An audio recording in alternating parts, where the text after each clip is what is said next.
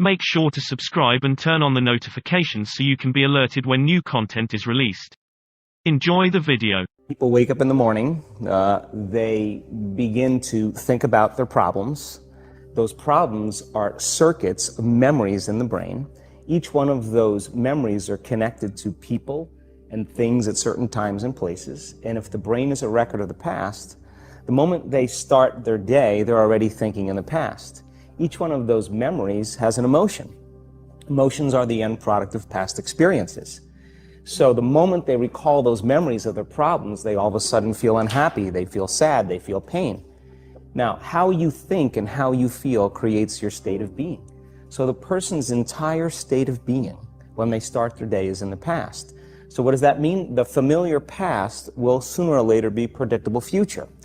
So if you believe that your thoughts have something to do with your destiny, and you can't think greater than how you feel, or feelings have become the means of thinking, by very definition of emotions, you're thinking in the past.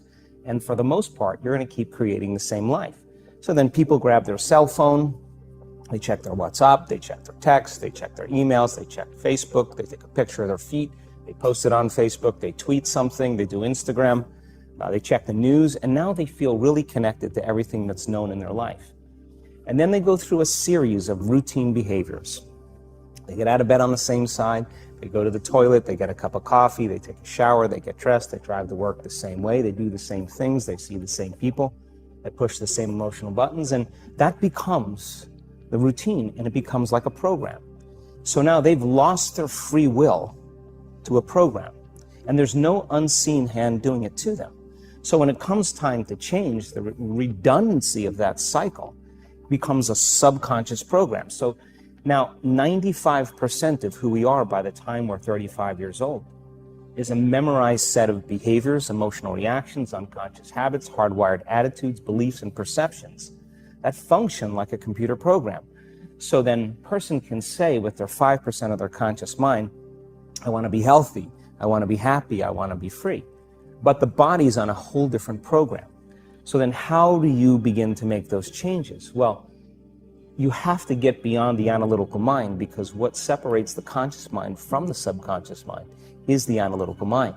And that's where meditation comes in, because you can teach people through practice how to change their brainwaves, slow them down. And when they do that properly, they do enter the operating system where they can begin to make some really important changes.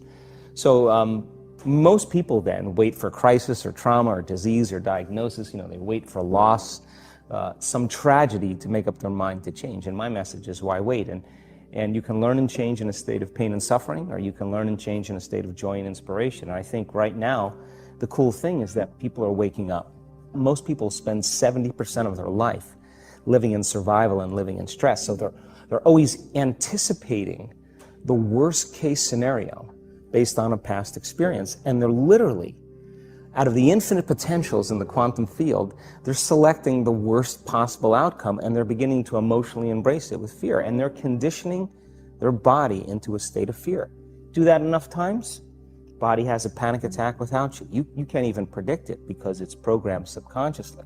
So people become addicted to the rush of those emotions, and they use the problems and conditions in their life to reaffirm their limitation, so at least they can feel something. So now when it comes time to change, you say to the person, why are you this way? Well, every time they recall the event, they're producing the same chemistry in their brain and body as if the event is occurring, firing and wiring the same circuits and sending the same emotional signature to the body. Well, what's the relevance behind that? Well, your body is your unconscious mind. In a sense, if you're sitting down and you start thinking about some future worst case scenario that you're conjuring up in your mind, and you begin to feel the emotion of that event, your body doesn't know the difference between the event that's taking place in your world, outer world, and what you're creating by emotion or thought alone. So most people then, they're constantly reaffirming their emotional states. So when it comes time to give up that emotion, they can say, I really want to do it, but really the body is stronger than the mind because it's been conditioned that way. So the servant now has become the master, and the person all of a sudden, once they step into that unknown, they'd rather feel guilt and suffering because at least they can predict it.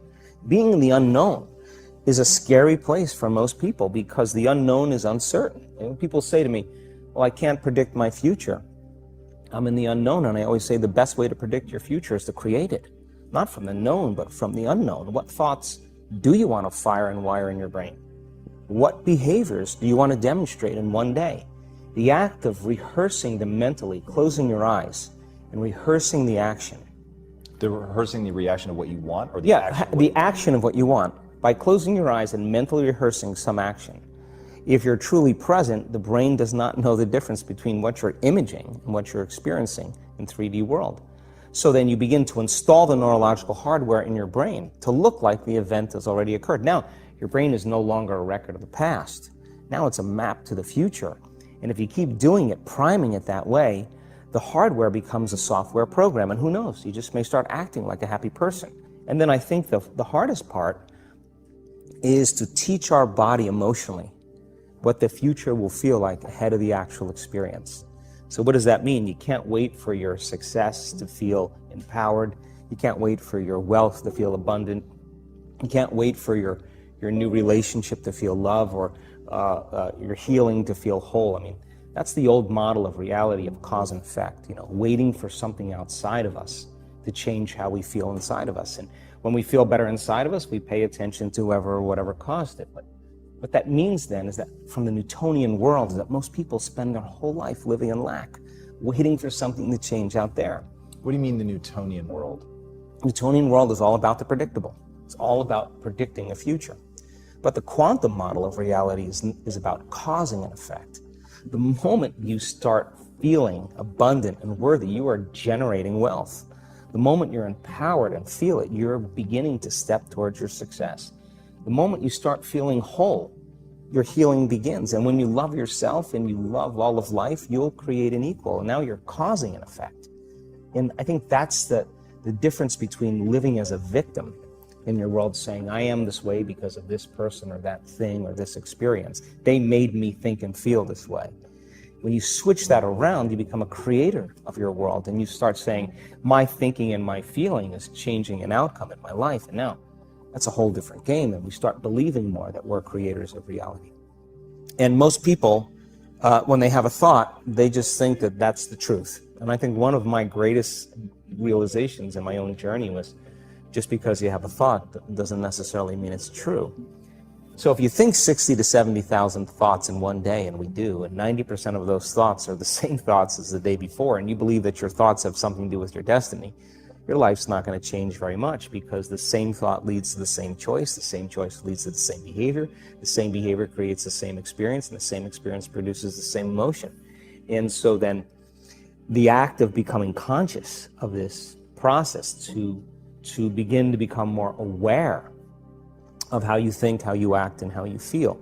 It's called metacognition. And so then, why is that important? Because the more conscious you become of those unconscious states of mind and body, the less likely you're going to go unconscious during the day. And that thought is not going to slip by your awareness unchecked, because it means to know thyself. The word meditation means to become familiar with. So as you become familiar with the thoughts, the behaviors, and the emotions of the old self, you're retiring that old self. As you fire and wire new thoughts and condition the body into a new emotional state, if you do that enough times, it'll begin to become familiar to you. So it's so important, just like a garden. If you're planting a garden, you got to get rid of the weeds. You got to take the plants from the past year and you got to pull them out. The rocks that sift to the top that are like our emotional blocks, they have to be removed. The soil has to be tenderized and broken down. We have to make room to plant a new garden. So primarily, we learn the most about ourselves and others when we're uncomfortable.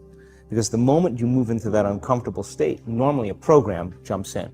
When that program jumps in, it's because the person doesn't want to be in the present moment and engage it consciously. If you're not being defined by a vision of the future, then you're left with the old memories of the past, and you will be predictable in your life.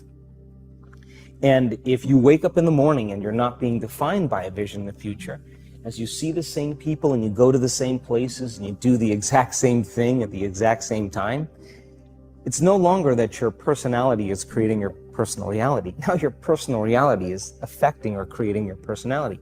Your environment is really controlling how you think and feel unconsciously, because every person, everything, every place, every experience has a neurological network in your brain. Every experience that you have with every person produces an emotion. So some people will use their boss to reaffirm their addiction to judgment. They'll use their enemy to reaffirm their addiction to hatred. They'll use their friends to reaffirm their addiction to suffering. So now they need the outer world to feel something. So to change then is to be greater than your environment, to be greater than the conditions in your world. And the environment is that seductive. So then why is meditation the tool? Well, let's sit down, let's close our eyes. Let's disconnect from your outer environment. So if you're seeing less things, there's less stimulation going to your brain. If you're playing soft music or you have earplugs in, less sensory information coming to your brain, so you're disconnecting from your environment. If you can sit your body down and tell it to stay like an animal, stay right here. I'm going to feed you when we're done. You can get up and check your emails, you can do all your texts, but right now, you're going to sit there and obey me. So then, when you do that properly, and you're not eating anything or smelling anything or tasting anything, you're not up experiencing and feeling anything, you would have to agree with me that you're being defined by a thought, right? So when the body wants to go back to its emotional past, and you become aware that your attention is on that emotion, and where you place your attention is where you place your energy, you're siphoning your energy out of the present moment into the past, and you become aware of that.